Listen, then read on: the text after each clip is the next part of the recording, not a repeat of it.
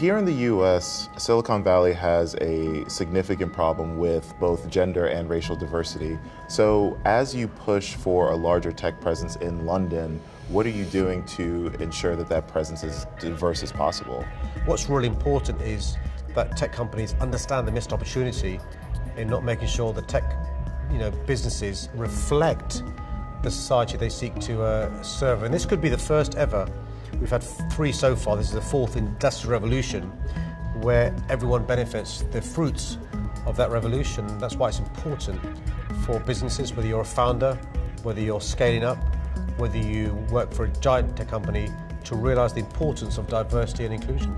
Right, and speaking of giant tech companies, you have a company like Facebook that was recently under fire, particularly in the US, for its role in allegedly spreading fake news in the 2016 election cycle. So at what point, in your opinion, do you think government should step in to combat some of the negative sides of what these giant tech companies can do? It's not all good. The rapid pace of this revolution is so fast, the growth so exponential, that we're in danger of having evolving economies, a tech revolution, but not evolving regulation.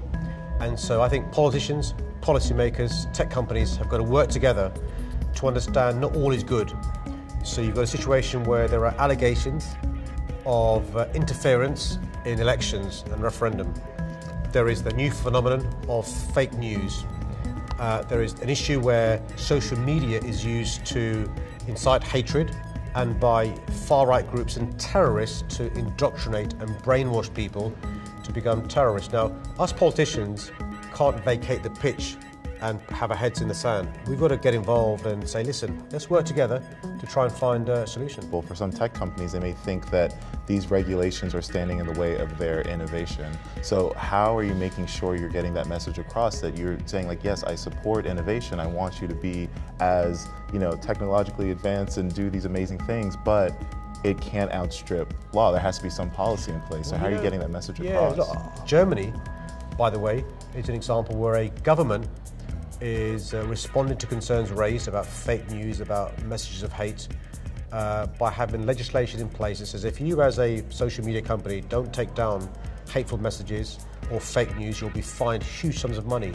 That's one way of doing things. What I'd rather do is you developing algorithms that help spot some of this stuff and stop it happening. Another thing that could happen is you employ staff that look out for this stuff and take it down. We can make sure we work with you to let you know things that are up there that are punishing. But we're going to have this conversation because if we don't, a number of things will happen. Communities will be divided as a consequence of the social media messages being sent out by some. There'll be an amplification of these messages which can lead to polarization, but there'll be pressure from the public, pressure as consumers on businesses, pressure on voters to politicians. Rather than waiting for that to happen, let's take action.